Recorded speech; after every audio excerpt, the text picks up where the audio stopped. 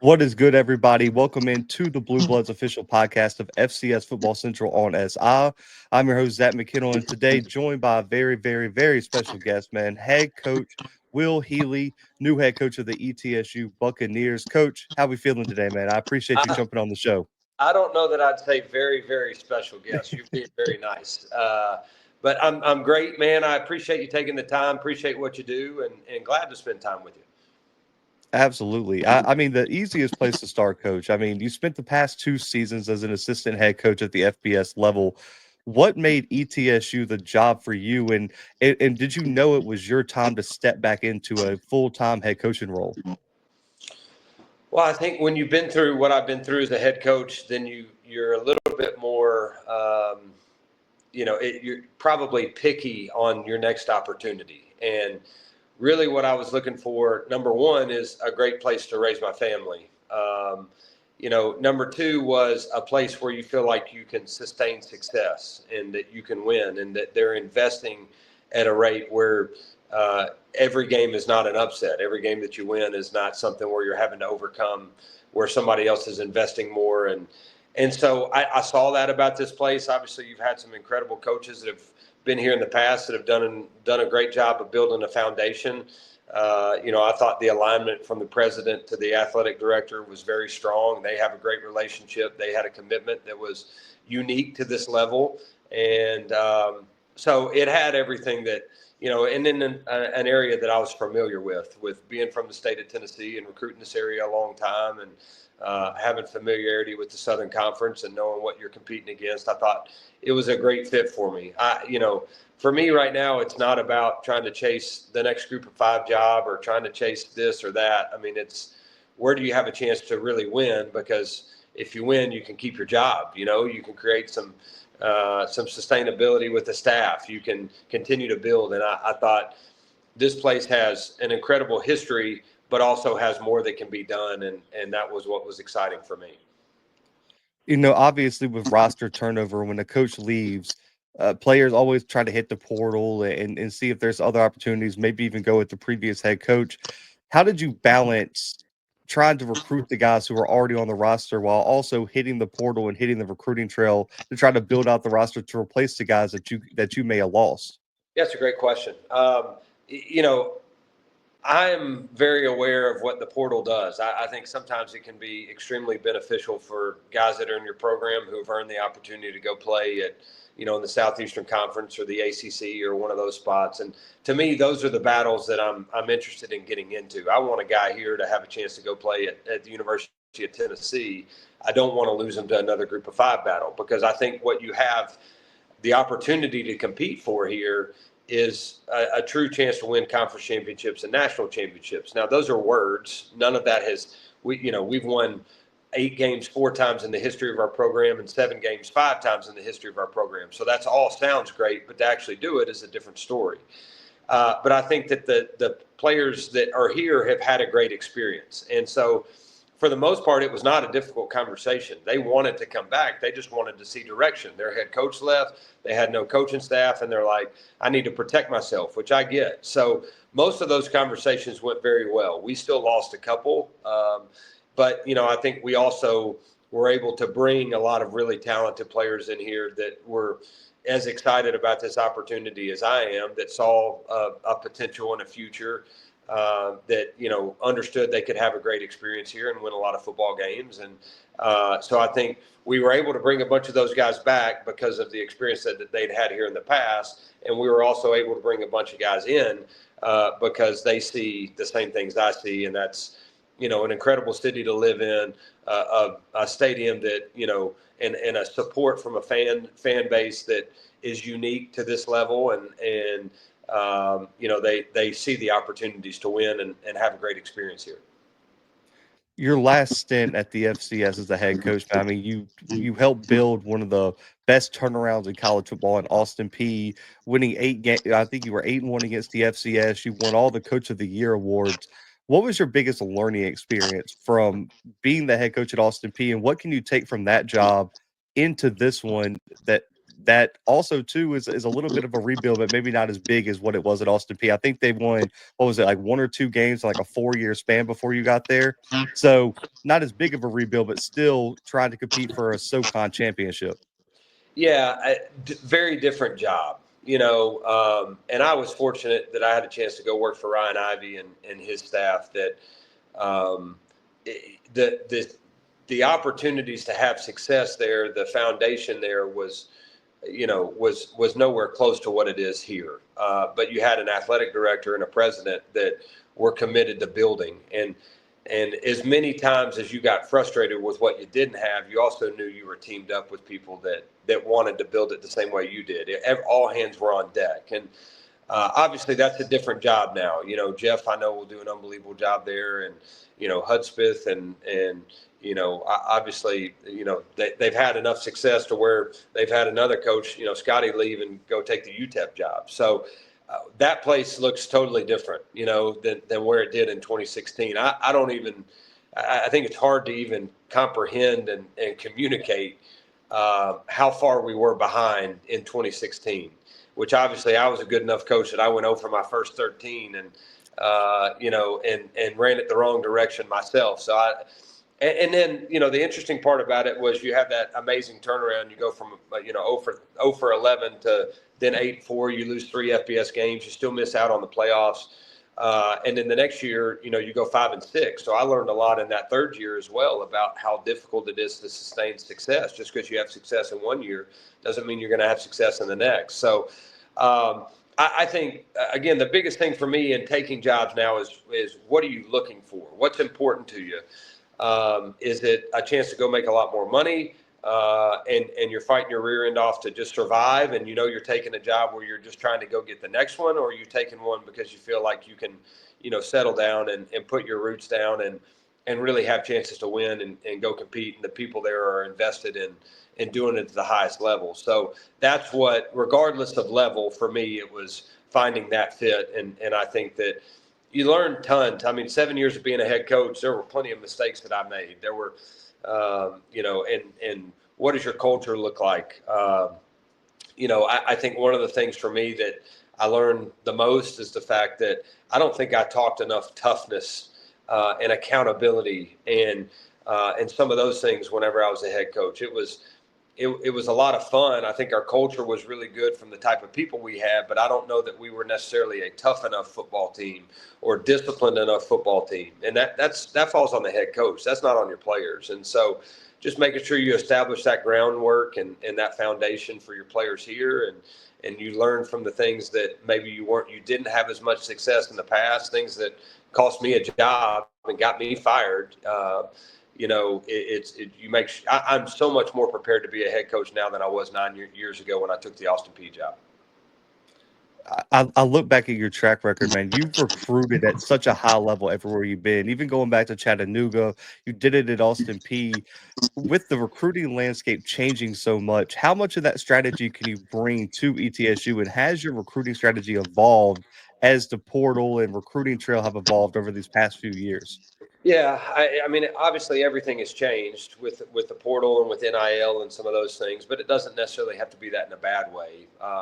I still think it's about people. I think it's about the staff you hire, and I think it's about recruiting the right type of person, the right character person that believes in the passion and the energy that we want to have around here, that believes in being a great ambassador for this university and this program.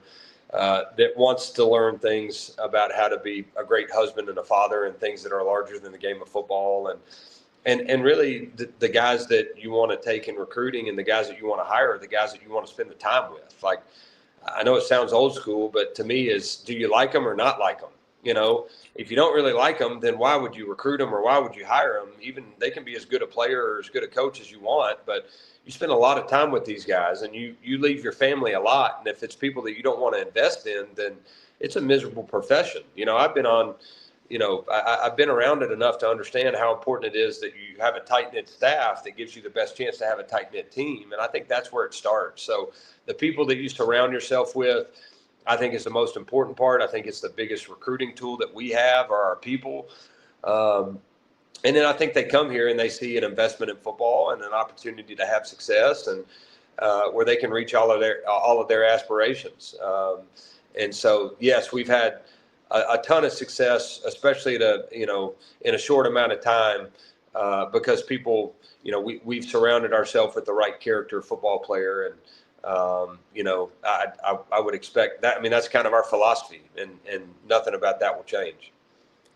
When you look at the portal versus JUCO versus high school recruiting, do you have a balance that you're aiming for? And this is an interesting question too. Is your first year different than what you want year 2, 3, 4 to look like? Because I've talked to a few head coaches. They're like, year 1, we're forced to go to the portal because we have all these players we have to replace. But year 2, 3, 4, we kind of want to wean off the portal, go more high school. Do you have a balance you're aiming for at ETSU? Yeah, I think you're always wanting to recruit more high school players than you are the portal. Now, what does your roster look like? Does it allow you to do that? My biggest thing in recruiting this year, whether it be portal or high school guys, was we needed to take some guys that could help us win now. I don't think there's as much of the guy that you take for books that you feel like you can develop over a 4-year span and can be a starter for you at the end. I think there's more of a sense of urgency. I think that some of the portal stuff to me is maybe it's a guy from Knoxville or East Tennessee somewhere that has gone off and now you can bring back, right? Those are still recruiting local areas. But I think for me, what can I do for the 2025 year that gives us the best chance to have success? Meanwhile, understanding that who I have in 2025 that's a freshman and a sophomore is who I need to be preparing to be our guy in 26 and 27, right? So it's not just building a roster to have success now. It's also building the roster to have success that you can sustain. And but in all the meanwhile, it's making sure that you have a foundation and a standard of how things are done so that those young guys are understanding what it's supposed to look like, and they're prepared whenever their time comes. When you and your staff stepped into the building, was there a position or maybe it was multiple that you felt like you had to really hit the recruiting trail to improve on? And were there any positions on the roster that you felt really good about when you stepped into the building? I think there's plenty of really good players. I mean, whether it be George Quarles or Trey Lamb, they're really good coaches, and they recruited at a very high level and did a great job. Obviously, Trey's success last year, what he did was phenomenal, and it gave him an opportunity to go take the Tulsa job. I've got a ton of respect for him. And so there were good players on the roster. Like you said, the key was bringing them back, and we were able to do that for the most part. Says a lot about this place that was able to happen. But I think you're always looking, how do we put the best roster together with the best people? And, obviously we signed 2 quarterbacks that were big for us. We also had, 2 on the roster that I thought were really good players in Baylor and Jalen, and so, receivers, running backs, offensive linemen. I mean, I think you're always looking, but you're not just reaching. And that was the beauty that we had is we didn't have to go find somebody, but if there was the right fit and the right opportunity, then we took them. Now, obviously, listen, as a former quarterback, I know you're going to be very hands-on looking at this quarterback battle. Like you said, you guys have a lot of talent. You mentioned Jalen coming back, who's been a multi-year starter, was a freshman All-American, 2 really highly touted FBS guys as well. What are you looking for from a quarterback to separate himself from the group? And is there any chance we see a 2 quarterback rotation at any point this season? Yeah, another great question. Sometimes you're watching practice and you have to remember that there's other positions that are going on at that point in time because you're enthralled with how good that room really is. And I think that room's come together really well too. There's a healthy competition, but it seems like the guys really like each other, and it's not a source of tension here. And give Cam Aiken a lot of credit for that being the case. But I think we also did our research. Sometimes at this level, and I've been a part of this for a long time, that you can go take a 4 or 5-star transfer, but they're not good enough to help you here. There's a reason why they're leaving. I think that the one thing that I'm confident in is we did our evals. We looked at a lot of different quarterbacks. I was not in a rush. We didn't have to take one for the spring. But when those 2 guys fell in our lap at the end, I couldn't just take one. I had plans to only take one, but I wasn't going to turn either one of those guys down. So what am I looking for? To me, it's, obviously, I think that position is so unique in the fact that it's really how you bring others along. How do others attract to you? What kind of leader are you? How do you handle your business? How do you prepare? How do you respond to adversity? So a knowledge of the offense and the ability, I think obviously has to be there, but it's all those other traits and intangibles. That's the face of your program. What's he like when things get difficult? And, how does he respond from throwing a pick? How does he respond from things not going his way? How does he encourage his teammates? I think all those are really important to that position as well. Could we play two? Shoot, yeah. I've played three before, and so whatever gives us the best chance to win. And if two or three of those guys are good enough to help us win, then we'll play them all. Now, obviously, you mentioned Coach Aiken, who you brought in to be your OCQB coach. How hands-on are you with the offense and with the development of quarterbacks, or do you just let Coach Aiken kind of just take the role and you take more of a GM role as a head coach? Yeah, I mean, one of the things I've learned from the past is I think there needs to be an understanding of what we're doing offensively, defensively, and special teams, so that you're involved and that if things go awry, that you have opportunities to be able to help. I think one of the things that was good for me to go back and coach a position is I kind of have more confidence in my ability to bring value in those areas. And I needed that. I appreciate Del McGee for giving me that opportunity. And so I am not calling plays. I am more of the CEO, GM type role, especially as we're building from a foundation of how things need to be done on a regular basis, whether that be fundraising or, how we travel or where our players stay or, scholarship numbers, whatever it may be. A lot of that's going on right now for me. But I just need to make sure I have a fundamental knowledge of what we're doing and can be able to provide value where Cam needs me. But I hired him to do a job. Same way with Chad Stagg, same way with Brian and Randall on the special team side, that those guys are really, really good coaches, and they have the freedom and flexibility to do what's best. My thing is, here's how we practice. Here's the standard. Here's the foundation. I think we need more of this. I see more, here's pursuit and here's ball security and all those program type things that I think ultimately situationally being able to handle those things in a game, that's kind of more my role than it is necessarily calling plays. You've been able to coach with some legendary names in this game. You mentioned Dale McGee. You were under Gus Malzahn. We talk about Russ, who's at Richmond, is probably one of the top 5 best head coaches at the FCS level. You played under Mike London, won a national championship with him. How influential have those guys been to your career and your development as a coach? Yeah, I mean, I played for Dave Clausen for 4 years, played for Mike London for 1, coached for, Coach Huseman for 7 years at Chattanooga. And then having a chance after you kind of learn what a head coach really needs, that was my goal in the last 2 years, was to go back and be a better assistant than I ever was for Coach Huseman. I mean, I was not a great assistant for him.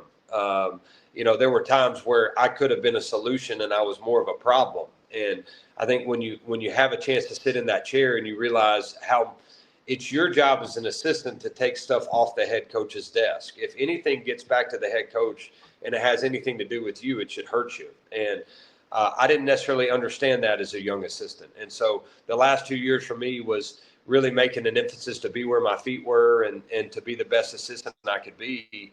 And also learn from Gus and from Dell. And I've been really fortunate to be around a lot of really good ones and take things that I really like. I would say as you kind of go back and talk about it, I was really fortunate with Dave Clausen and with Russ Huseman on how to build a program. Coach Clausen did an unbelievable job. We end up going on to win a national championship. Coach Huseman comes in and takes over a 1-11 team and they win 3 straight Southern Conference championships. And, Mike London took us to the next level, right? The ability to sustain success was what I really learned a lot from him. Those relationships that he had with players. Gus, obviously from a a practice, how you practice, how you recruit at the SEC level, his tempo schemes, his knowledge of the offense was unbelievable for me. And then Dell, the kind of Kirby, Nick Saban way of how you practice and how you develop and how you recruit. I mean, I've learned a lot. And I think all those things you kind of morph in to say, okay, this is who I am. This is what I believe in. What did I learn from these guys that fits into this box? Where I've gotten into problem in the past is I've listened to Dabo Sweeney, deal on this is what he's done from a culture perspective. I say, yeah, I like that. I want to do that.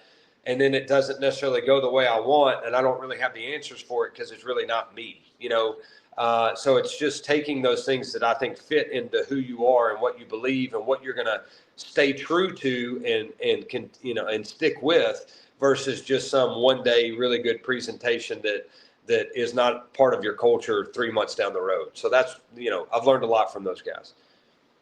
I want to go back to that 08 season, man. That Richmond team, you guys go and win the national championship. Just talk a little bit about that experience, what it felt like to sit atop of the FCS, and just how special that team was. You mentioned Mike London stepping in, just able to continue that success. What made that team so special, and what did it feel like to hold that trophy at the end of the year? Yeah, been a long time since I've been able to reminisce on this, so this is fun. Dave Clausen leaves the end of my junior year to go take the offensive coordinator job at Tennessee. And everybody understood how good Dave Clausen was and what he had built and how he'd recruited and the talent that we had coming back. Obviously, we were losing Tim Hightower, but we knew we had really good backs coming back. And I wasn't a very good player at all.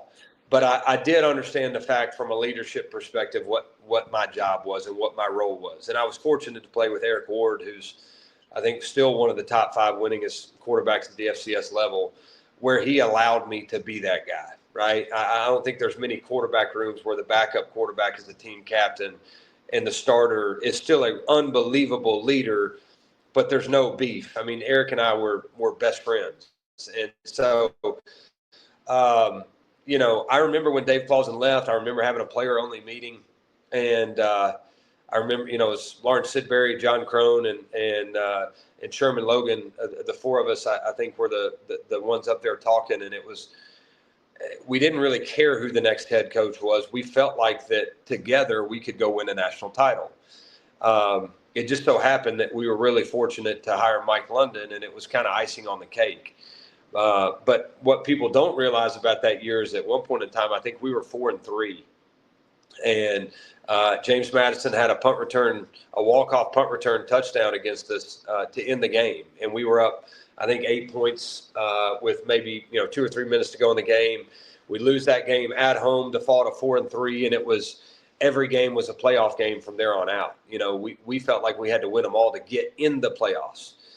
And then when we got the playoff run, I think we were up 20-0 at half on William and Mary. They came back, tied it up, and I think we had to beat them in overtime just to make the playoffs. And then once we got in the playoffs, of course, they put us right on Appalachian State's side, who had won 3 straight. And so the second round of the playoffs, we had to go to App. And it was kind of the perfect storm for us to be able to knock them off. We had to go to Northern Iowa. We scored at the very end of the game to win that one. And then by the time we got to the national championship game to play Montana, in my hometown of Chattanooga, which was really, really cool because I grew up going to those national championship games at Finley Stadium. We felt like that the hay was in the barn, and we felt really good about our chance to go win a national title. So Mike London, put me in for the last 2 snaps at quarterback. I think I almost fumbled the snap. I couldn't find my helmet. I had to, get one of our linebackers' helmets and put that on. And so, for me, it was an awesome opportunity to hold the trophy up in my hometown and a special opportunity. I remember being there, and the second year we were there, we were going to go to non-scholarship football, and so we put on suit and tie and basically shook everybody's hand as they walked to the Alumni Center to keep us to play scholarship football. And then 3 years later, we go win a national title. 4 years later, we go win a national title. So special experience. I'm excited. Coach Usman and all of his success there, still follow the place and have incredible memories from being at Richmond. Yeah, they're a consistent playoff team now. I mean, and Russ has done such a good job over there. Just two last quick questions. This one's more of a general FCS question because, listen, I get it. Every time you have a dynasty, people get tired of that team, and you guys were one of the last teams that weren't in the Big Sky, Missouri Valley, or even let's just throw James Madison in there, who's now moved up. Everyone wonders, what is it going to take for a team out of the South region to win a national title in today's age of FCS football? We haven't seen it done in a while. That Incarnate Word team was the last team to make a real run with Lindsey Scott. In your opinion as a coach now, looking at the landscape, what is it going to take for a team from the Socon or the CAA to get back to that national championship level and actually win one of these national titles? Yeah, I think that's a great question. Obviously, the standard for all of this is what North Dakota State's doing. And, I think that the reality for me is you can build a team in a certain year and give yourself a best chance. But what's most impressive about those guys is the fact that they've been able to sustain it. And I think you see what they've done, and obviously a place that I've investigated a lot and researched a lot. I think that their commitment to football is strong. There's no stone that's left unturned. They run it at a group of 5 level while playing at the FCS level. They don't skimp on anything. How they travel, the gear, the commitment from a staff perspective, all those things. And I think that to me is what we are understanding here, and what you're wanting to get everybody on the same page is, you can have a blip in the radar, right? You can have we won in 1 year, but we haven't won it again. My goal is that you're constantly in the conversation to go win a national title, and to build that is difficult. But I think it starts with the mentality of we're going to be who we are before we get there, so that once we get there, we don't have to change, and that we're committed to saying nobody's going to do it better than us. I don't care what it is. I don't care if it's, how we feed them breakfast, or how many buses we travel on, or how much gear we give, or what does our operation and our support staff look like? Like, if that's truly your goal and your aspiration, then that's what it needs to feel like. That everything that you don't have, that you feel like that you need to do a better job of, it's not just like, we don't have that. It's like, okay, what creative way can we find to still do that? But it may not be with the same resources that somebody else has. I think as you see the teams that have made the transition from the FCS to the group of 5, the ones that have had success have been doing it right at the FCS level for a long time. Right? I mean, I remember going to James Madison in 2004 and seeing that building in the end zone and being like, this place looks different. App goes and beats Michigan, and at the FCS level, what they were investing was different. So that when they made the move, they were already investing at a really high level, and it gave them a chance to sustain success versus getting to that level and then trying to catch up. And I think that's got to be the mentality, is that, like, yeah, we got to recruit right. We got to hire the right staff. We got to have some breaks along the way. From a conference level, right? What's our commitment as a Southern Conference to really give ourselves the best chance to have success? And then I think as you continue to make that your temperament and your mentality, then I think this is a spot that has those opportunities. But we got a long way to go before that happens.